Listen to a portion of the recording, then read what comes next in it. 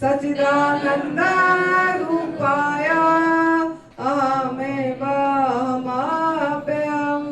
गुरुर्ब्रह्मा गुरुर्विष्णु गुरुर्देवो महेश्वर गुरुर्साक्षात् परं ब्रह्म तस्मै श्री गुरवे नमः। तस्मै श्री गुरवे नमः। ज्ञानमूलं गुरुर्मूर्ति पूजामूलं गुरुर्पदं मंत्रमूलं गुरुर्वाक्यं मोक्षमूलं गुरुर्कृपा। मोक्षमूलं गुरुर्कृपा। अंतर्ज्योति बहिर्ज्योति प्रत्यक्ष ज्योति परात्परा। ज्योति ज्योति स्वयं ज्योति आत्मज्योति शिवोऽस्म्यहम्। आत्मज्योति शिवोऽस्म्यहम्। सर्वप्रथम हम सद्गुरुदेव स्वामी अखंडानंद गिरि जी महाराज जी के चरणों में सत्सत नमन कर रहे हैं। तप सेवा सुमिरन का मार्गदर्शक, एडवांस न्यू डाइट सिस्टम का जनक परम पूज्य श्री बीबी चौहान गुरु जी, उनके चरणों में सत्सत नमन है। इसकी माता पिता को सत्सत नमन और आप सभी के अंदर बैठे परमात्मा को मेरा प्यार भरे नमस्कार। इसका नाम साध्वी आनंदी माँ है और इसका फोन नंबर है 8219172304। सुरेश बेटा का फोन नंबर है 9729018002। मैं जिसका जिक्र करता हूँ वही मेरा फिक्र करता है। मैं जिसका जिक्र करती हूँ वही मेरा फिक्र करता है। ये हमारा सतगुरुदेव का एक छोटी सी मंत्र था। वो हमेशा यही बोलते थे, हम जिसका भी जिक्र करते हैं, मतलब प्रभु का, जिनका सत्य का रास्ता को दिखा रहे हैं, वही हमारा सब दायित्व लिया है, वही हमारा फिक्र करता है। अगर हम सही सत्य के रास्ता में नहीं जाते हैं तो वो हमारा फिक्र नहीं करेगा। करता तो है वो हमको लगता नहीं है फिर उसी समय, क्यों ना हमको किसी ना किसी के माध्यम से मैसेज देता है, लेकिन वो मैसेज को हम ठुकरा देते हैं। तो कल हमारा चर्चा थी, तीन दिन हो गया, चौथे दिन हो गया, यही चर्चा है कि दुख का मूल कारण क्या है, जिसका हम सभी इंसान, सभी कोई मानव जाति मतलब सुख की चाह है, सुख की मांग है और अत्यंतिक दुख से निवृत्ति और सुख की प्राप्ति के लिए दुख निवृत्ति का बहुत उपाय कर रहा है, लेकिन फिर भी दुख से निवृत्त नहीं हो पा रहा है। क्यों ना वो मूल कारण पे नहीं देख रहा है, मूल कारण पे काम नहीं कर रहा है। मूल कारण क्या है? तो अभी तक हम मूल कारण को डिस्कस कर रहे थे। तो पहला जो समाज का धारणा क्या है वो मैं बता चुकी हूँ कि समाज किस किस चीज को मूल कारण मानता है। वो सब भ्रमणा है, वो भ्रमणा को आपको तोड़ना है। तो ये मूल कारण एक्चुअली क्या है वो अभी चर्चा कर रहे हैं। और उस चर्चा में से पहला हमने बताया, दो है मूल कारण जो है।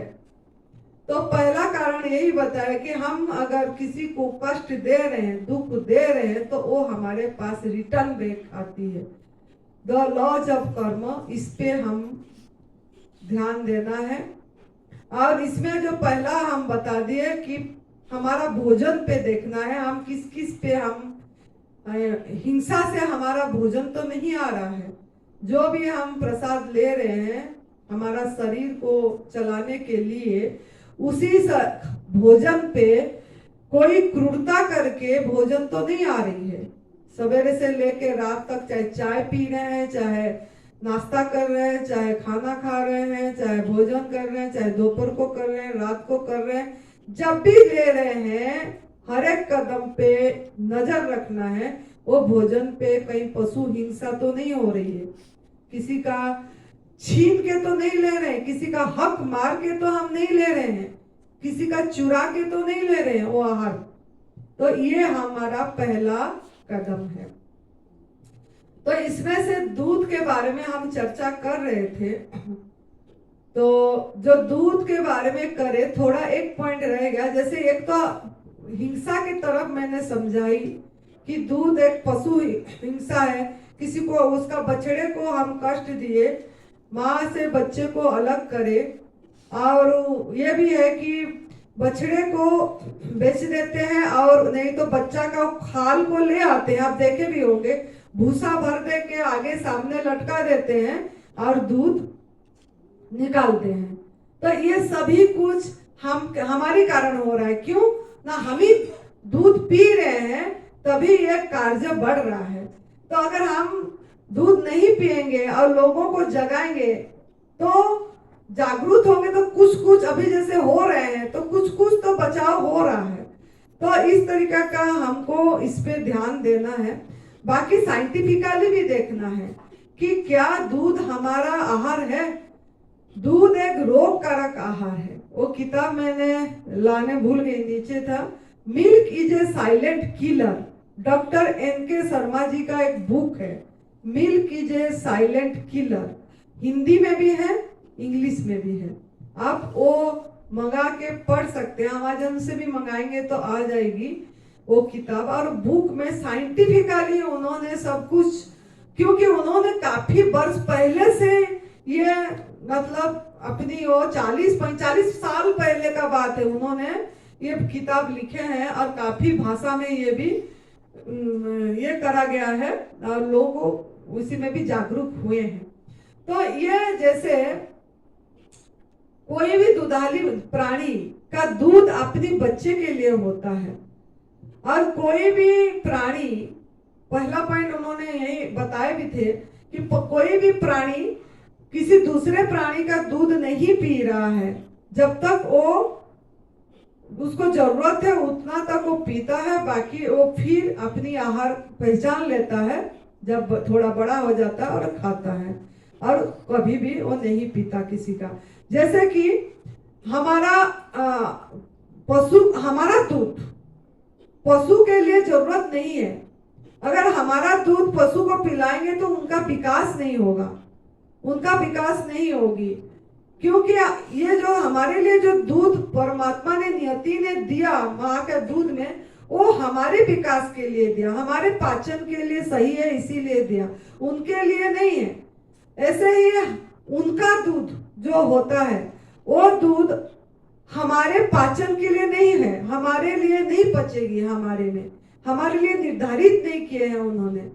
अगर ऐसा होता तो हम जैसे पैदा हुए तो उसी का दूध ही पीना चाहिए, फिर माँ का दूध क्यों पिए हम, तो फिर उसी का दूध पी लेना चाहिए था, लेकिन वो हमारे लिए बना ही नहीं है, तभी हमको उसका दूध नहीं पिलाते।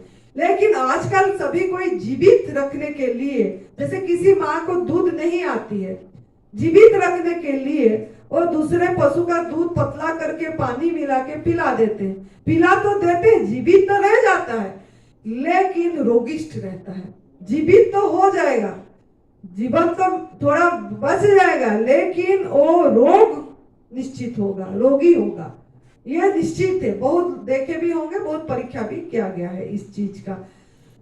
तो अगर किसी माँ का दूध नहीं आ रहा है तो इसका कारण पे जाना चाहिए, माँ को क्यों दूध नहीं आया। अगर बच्चा भी हुआ और बच्चा हुआ तो माँ को तो दूध आना चाहिए था, लेकिन माँ को क्यों दूध नहीं आया। माँ को इसीलिए दूध नहीं आया कि माँ की आहार ही गलत थी और माँ ने बहुत दवाई खाई, डॉक्टरों का, मेडिकल का, दवाई, इंजेक्शन सब कुछ उसने ले गई और उसका मन मचलती गई, बाहर का खान पान में, बाहर का ये में चलती गई। वो आहार लेके वो सब कुछ अपना जो प्रक्रिया होना चाहिए नेचुरली, वो नेचुरल प्रक्रिया को बंद कर दिया, क्योंकि दवाई हमारा नेचुरल नहीं है, आहार नहीं है। मेडिकल का जो डॉक्टर इंजेक्शन दे रहा है, जो खून बढ़ाने के लिए कोई आयरन टेबलेट दे रहा है, कैल्शियम टेबलेट दे रहे हैं, ये हमारा आहार नहीं है, लेकिन हम उसको खा लिए कि हमारा बच्चा ठीक होगा, बच्चा का हड्डी ठीक होगा, बढ़ेगा बच्चा अच्छा बोल के माँ ने खा ली।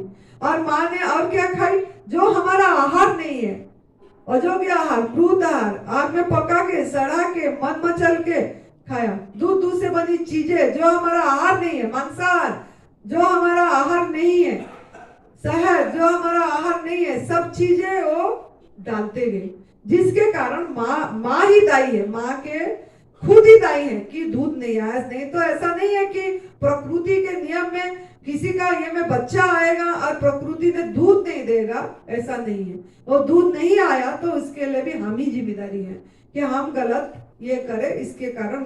तो इसीलिए दूध उसको बचाने के लिए हम बाहर का दूध पिला लेते हैं, जीवित भी रह जाता है लेकिन रोगिष्ट रहता है। बचपन से ही एलर्जी, खांसी, सर्दी, जुकाम, ये सब बच्चों को, कितनी छोटे छोटे बच्चे को अस्थमा, दमा हो रही है, ये सब चीजें, बलगम हो रहा है, नहीं तो टाइप 1 डायबिटिक। मैंने तो देखी 3 साल 4 साल बच्चे को टाइप 1 डायबिटिक फोन आती है।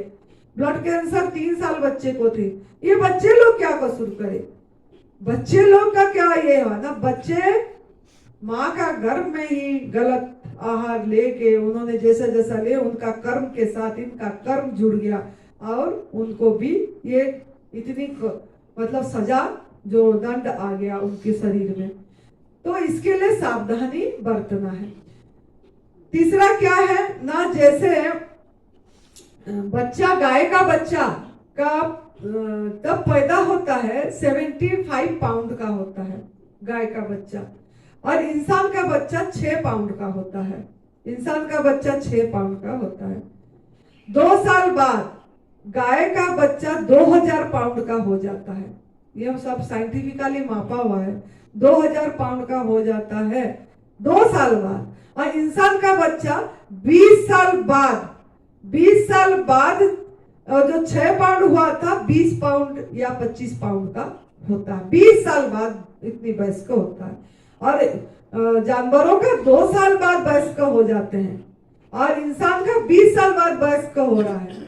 तो जानवर का, जो पशु का दूध, जो उसके लिए जैसा उसका ग्रंथि बना है, उसका पाचन के लिए बना है, लेकिन इंसान का कैसे पचेगा वो चीज? इसका ग्रंथि तो अलग हो गया। इतना जल्दी बढ़ रहा है वो, और हम तो 20 साल में भी उतनी पाउंड भी नहीं हो पाए, 150 पाउंड हो रहे हैं हम।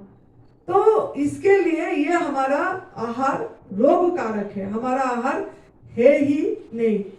चौथा यह है कि दूध का अर्थ क्या है? दूध का अर्थ यह है कि एक प्राकृतिक व्यवस्था जिंदा रखने के लिए, जब तक दांत नहीं आया, जब तक हमारा दांत नहीं आया, प्रकृति का एक व्यवस्था है उसको जीवित रखने के लिए लिक्विड फॉर्म में। तो वो थोड़ा सफेद कलर का माँ का दूध दिखती है तो उसका दूध नाम दे दिया। जो लिक्विड दिया भगवान ने स्तन पे, वो सफेद कलर का दिखती है, सफेद रंग का, तो उसको दूध नाम दे दिए। और वो जब तक दांत नहीं आया तब तक दिया गया ये व्यवस्था। दांत आ गया तो वो दूध खींच दिया गया, परमात्मा ने खींच दिए। तो हम क्या कर सोचे, देखो कोई भी प्राणी वयस्क होने के बाद दूध नहीं पी रहा है, ना उसकी माँ का दूध हो रहा है, लेकिन इंसान बुढ़े होने तक दूध पीने की जरूरत पड़ रही है। जब दांत निकल गया, दांत हो गए, दांत निकल गया, फिर भी दूध पीने की इंसान को जरूरत पड़ गई।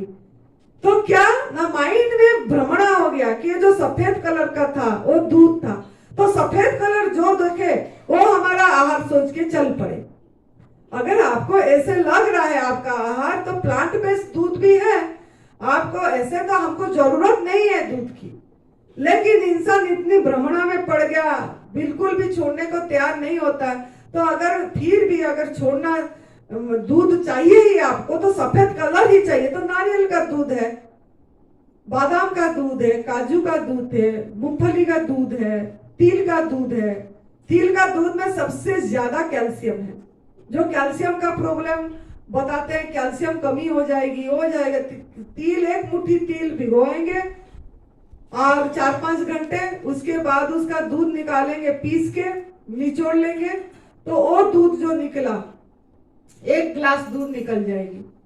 और दूध आप पीजिए, आपका कभी कैल्शियम की पूरी हड्डी पूरी मजबूत हो जाएगी, कोई मतलब ये जरूरत नहीं पड़ती है।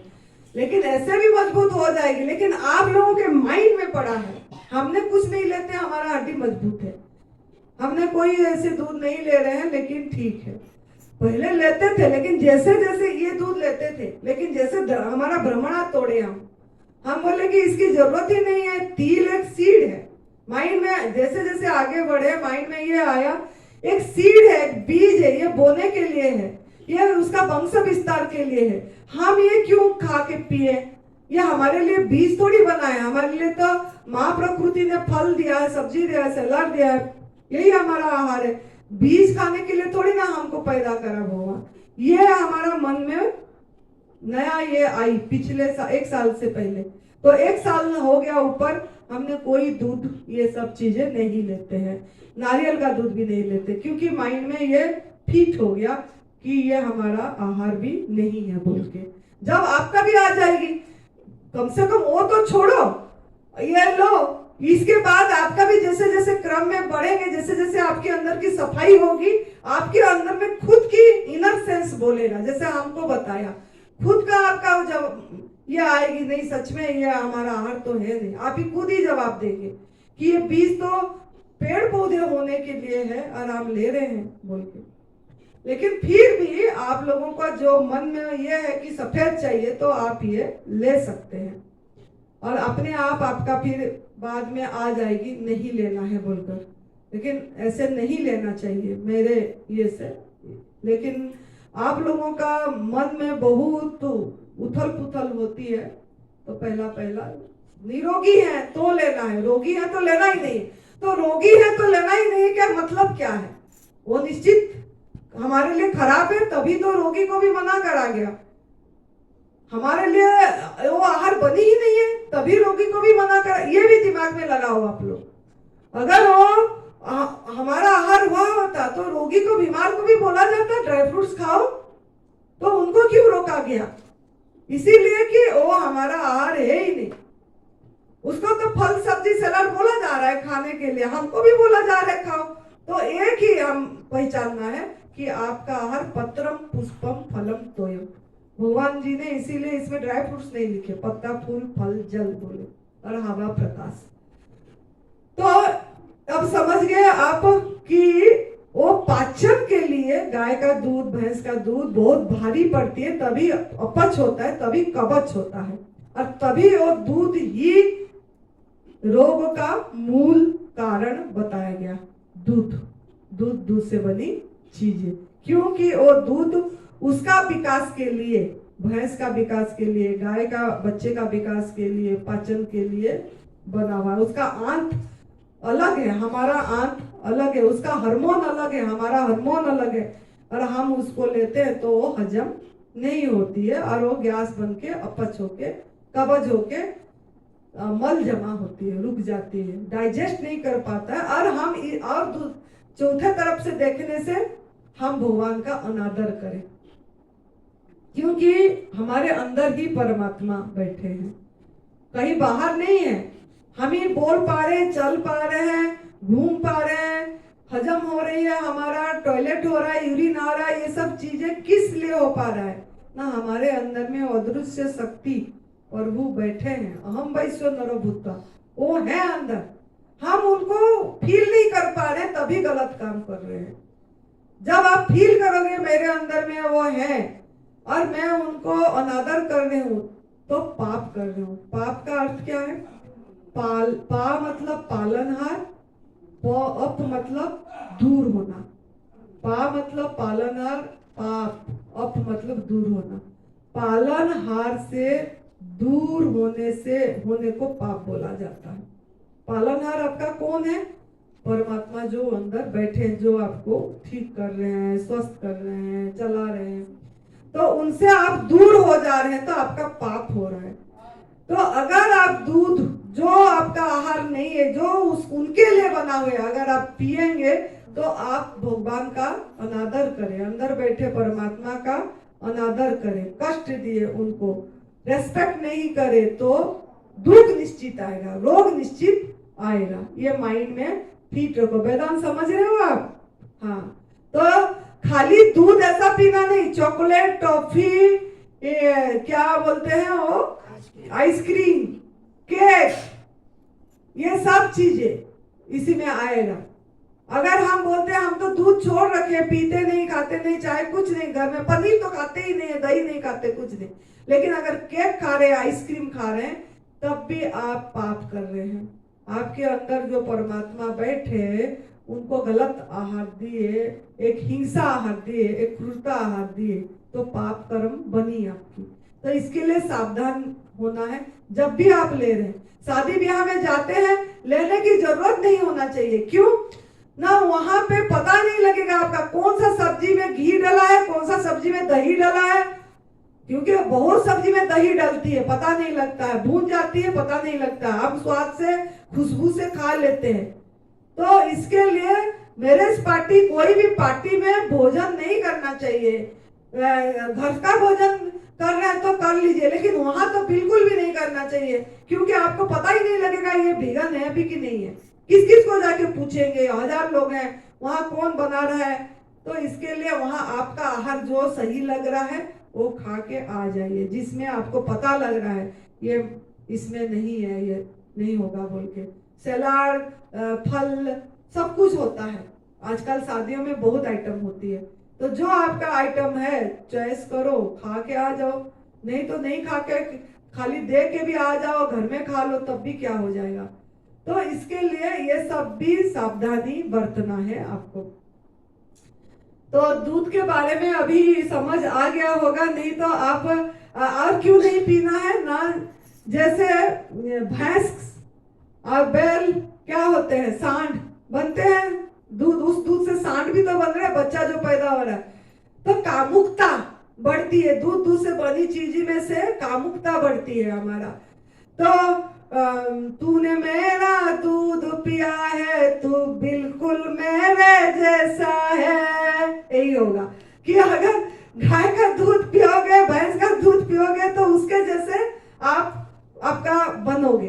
तो इसके लिए आप इसमें सावधानी बरतिए, बिल्कुल भी शपथ लेने के लिए तैयार हो जाइए कि हम ना लेंगे, ना इस हाथ से किसी को देंगे, ना ऐसे स्थान में सहयोग करेंगे, ना डोनेट करेंगे। ये माइंड में फिट रख दीजिए। अगर ये आपका माइंड हो जाए, बन जाए, तो फिर मैं शपथ दिलवाऊंगी, लेकिन जब सब रहेंगे तभी दिलवाऊंगी कि हम नहीं लेंगे। और एक अच्छे स्थान पे शपथ लेके जाएंगे तो डिगेंगे नहीं। हमको याद आएगा कि एक संत के स्थान पे हम शपथ लिए थे, तो हम ये नहीं करेंगे। तो आपको टाइम आज भी दिया गया है, सोचना है कि आप शपथ लेना है कि नहीं लेना। जो नहीं लेना है बैठ जाना है, जो लेना है खड़े होंगे जब शपथ लेंगे। तो दूध से बनी चीजें में अभी क्लियर हो गया होगा। शहद का क्लियर हो गई है, क्यों नहीं लेना है। शहद में क्रूरता दिख गई आपको, आप लोगों को। आज वो वीडियो भी दिखाएंगे, दो शहद वाला भी। तो शहद इसीलिए नहीं लेना है, उसमें सब बताया जाएगा वीडियो में। मैं ज्यादा टाइम नहीं ले रही हूँ, इसीलिए उसमें देख लेना कि वो इसीलिए कि उसके बच्चे के लिए सर्दी में वो अपनी बच्चों को पिलाएगी, खिलाएगी बोल के फूल सब जगह में संग्रह करती है। और 2 चम्मच, एक चम्मच शहद बनाने के लिए उसको शायद 2 साल भी लगती है, उसमें बताया गया है। इतना वो साइंटिफिकली सब देखे हैं। तो इतनी हम देखो कितनी हम इकट्ठे ले जाते हैं, उनको कितनी मेहनत करना पड़ रहा है, और हम इसको लेते चले जा रहे हैं। और वो भी सही तरीके से नहीं। अगर आपको लेना है ऐसे अलाउ, आपको हाथ प्रभु दिए हैं, ये हाथ किस लिए दिए हैं? हाथ दिए हैं ऐसे तोड़ के खाने के लिए, ये सब लेने के लिए। तो आपका अगर वो आहार है तो आप ऐसे लेके आके खा सकना चाहिए था। वो तो आपको डंक मारेगा, आप डरोगे, तभी तो धुआं करके लोग मार के कलेक्ट कर रहे हैं। कितनी मधुमक्खी की हत्या हो जा रही है, उसका भागीदार भी आप होंगे। लेकिन तब से बस सुमिरन का मार्ग का कितने लोगों ने उपवास करवा रहे हैं नवरात्रि में, नींबू पानी शहद में, बहुत जो गलत है ये चीज, जो कि हमारे अंदर में ये माइंड में आया कि इसको हटाना चाहिए, और हमने इसको हटाए। हम बोले नहीं, शहद भी नहीं लेना है, क्योंकि शहद में पशु हिंसा है, इतनी जीव की हत्या हो रही है, वो हमारा आहार नहीं है। अगर हमारा आहार होता तो पूरी दिन एक कोटरी शहद पी के रहो, देखते हैं जीवित रहेंगे क्या आप? जीवित भी नहीं रहेंगे आप, वो आपका इसीलिए भोजन बिल्कुल भी नहीं है। सिल्क के कपड़े, सिल्क के कपड़े में जो रेशमी कीड़े होते हैं वो मर जाते हैं, और उसमें 2 लाख रेशमी कीड़ा मरते हैं। तो आपका 5-5.5 मीटर की बनारसी साड़ी और सिल्क साड़ी कपड़े, संबलपुरी पाटा साड़ी भी हो जो संबलपुर में पहनते हैं, वो बुनाई वाला बोलते हैं, वो धागा लेकिन निकालते हैं इस तरीके से, हाथ बुनाई का है बोलते हैं, लेकिन हाथ बुनाई होने से भी वो धागा इस तरीके से वो लोग निकालते हैं, उसको उबालते हैं, खौलता पानी में मतलब उबाल देते हैं वो जीवित कीड़े को। तो एक तरह का आप लाश पहने, 2 लाख प्राणी का लाश मुर्दा बना के उसको आपने ऐसे ओढ़ के पहन के शादी ब्याह में दे रहे हैं, जा रहे हैं, दिखा रहे हैं, तो इससे कहाँ आप सुखी हो जाएंगे? इसके लिए आपके अंदर में जितना भी ध्यान करो, जितना भी भजन करो, जितना भी राम राम हरि हरि कुछ भी जाप करो, जितना भी मैं शरीर नहीं हूं, मैं दृष्टा साखी शिवोम कुछ भी बोलो, वो आपका अनुभव में नहीं आएगी वो चीज, जब तक आप किसी को कष्ट देके हम लेके पहन रहे हैं, उपयोग कर रहे हैं, उपभोग कर रहे हैं इस तरीके से। तो इसका भी ध्यान, खाली वो नहीं, हमने देखे हमारा उड़ीसा में बोलते थे वो सिल्क के कपड़े पहन के पूजा करने से भगवान खुश होते हैं। अब हमारा भ्रमणा तोड़ा कि क्या क्या हमको सिखाया जाता था बचपन में, संस्कार क्या क्या गलत संस्कार देते थे कि ये पहन के पूजा करना, वो करना।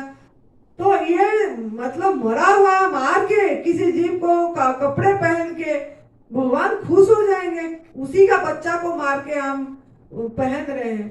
कोई भी जीव तो पशु पंछी कोई कपड़े नहीं पहन रहे हैं, और हमको वो कपड़े पहनने से जाके भगवान परमात्मा खुश होंगे, हमको ब्लेसिंग देंगे, हमारा काम बन जाएगा, इसके लिए हम पहन के पूजा भी कर रहे थे। धोती पहनते हैं, देखना पंडित लोगों ने वो धोती पहन के पूजन करते हैं, है ना।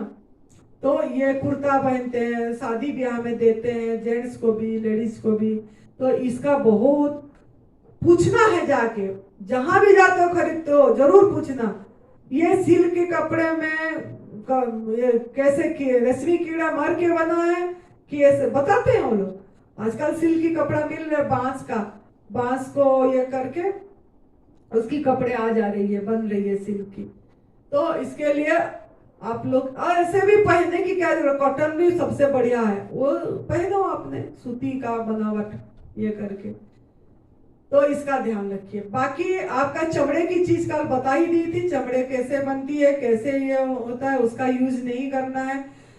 दूसरा आपका जो ज्वेलरी पहनते हैं, जो पल्स वगैरह यहाँ पहनते हैं लोगों ने, मुक्ता का माला बोलते हैं, जो क्या माइंड पीस रहेगा, ठंडा रहेगा बोल के मोती, सोचा मोती नाम याद है, सोचे मोती बोल के पहनाते हैं, कितनी गलत।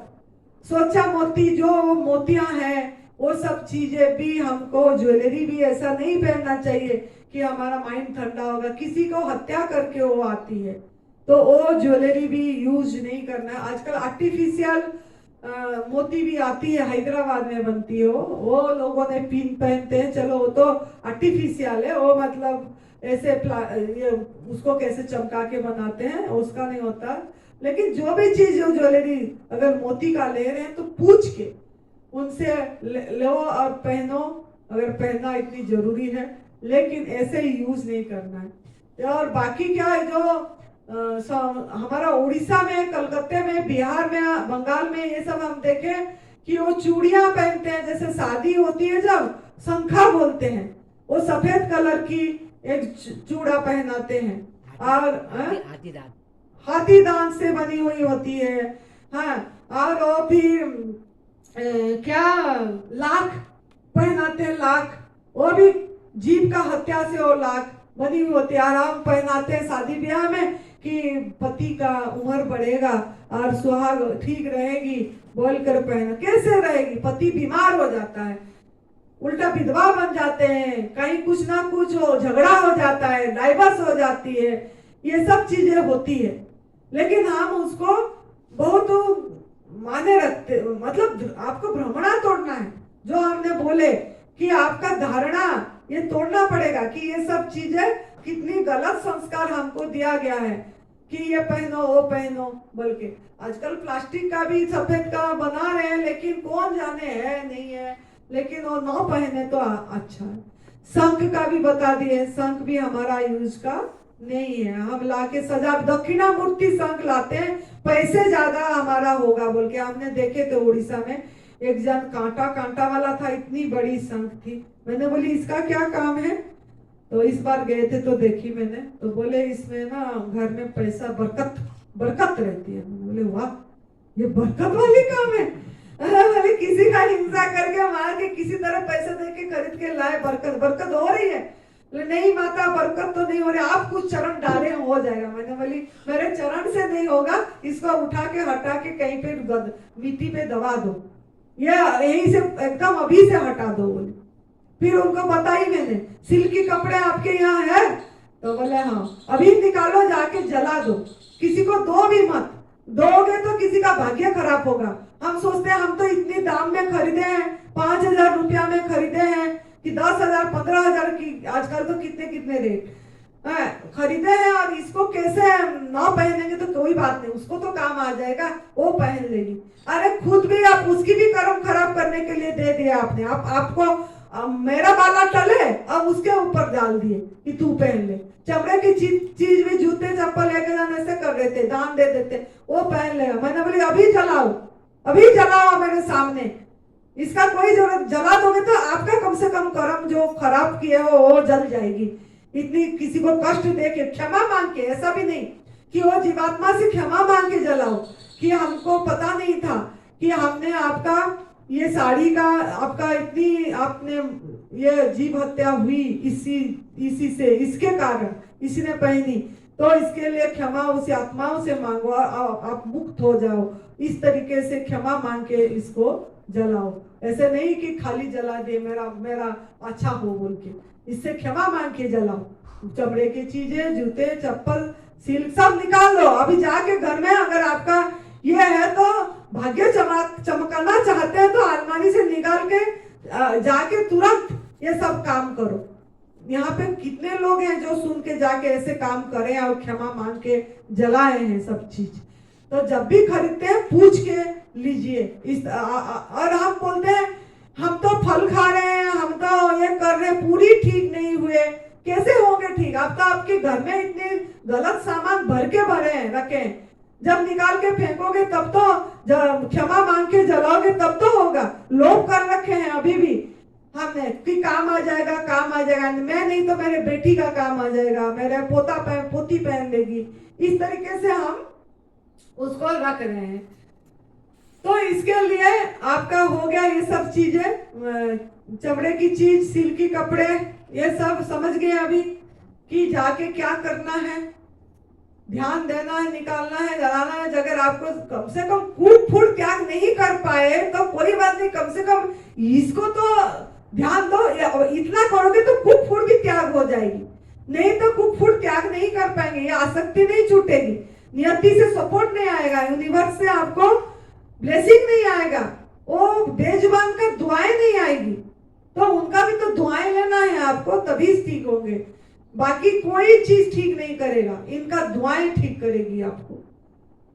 तो आपका बाकी ऊन क्या, हैवी ऊन जो होता है भारी, जो आपको दिखाएंगे अगर होगा तो उनको भी कष्ट देते हैं। उनका वो जो लंबे लंबे बाल होते हैं खाली काटते हैं तो अलग, लेकिन उसको चतरा देते हैं, बहुत मार देते हैं इस तरीके से चतरे के। तो उनका बाल दिया है भगवान ने अपनी ठंडेपन में सुरक्षा के लिए, लेकिन हम उसको जो भारी भारी दामी वाला पहनते हैं, आजकल बहुत डिजाइन का निकल गया है, फाइबर वाला भी, अगर वैसा पूछ के पहनिए।